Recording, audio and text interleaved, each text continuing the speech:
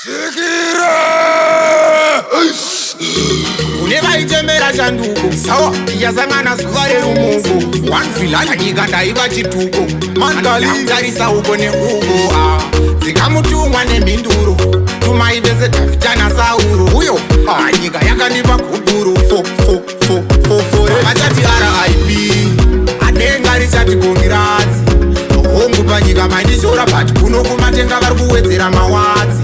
imi muchiti rest in peace denga richati kongiradzi achanja mwanangu wakaedza basa rawakatanga wakasiya mutumbi wangu wakachena ndikafambisa ugezese dai ndine nguva ndakuudza izvese vakanditungamira ana mozese panyika angaizokufadza imbese kana vachinge vabvunza tambo dzandaidhonza ndasakura ndazonza ndari mangoma sezhizha kutamba kujikija vamwe chinchimisha unovari kusaluta kuti chanjaipisa R.I.P adenga richati kongiradzi hongu panyika maindishora but kuno kumatenga vari kuwedzera mawadzi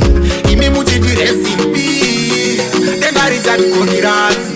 achanja mwanangu wakaedza basa rawakatanga wakasiya wapedza wanfilani kune vaitemera chanduko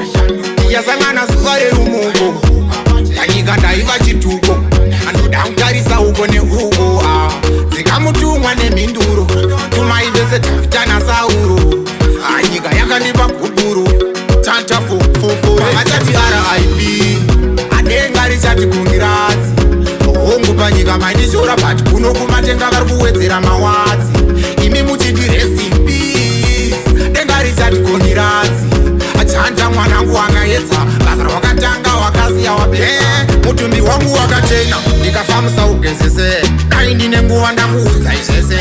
vakanditungamira ana mozese panyika angaizokufadza imbese kana vachinge vabvunza tambo dzandaidhonza ndasakura ndazonza ndari mangoma sezhizha kutamba kujikija vamwe chinchimisha unovari kusaluta kuti chanjaipisa R.I.P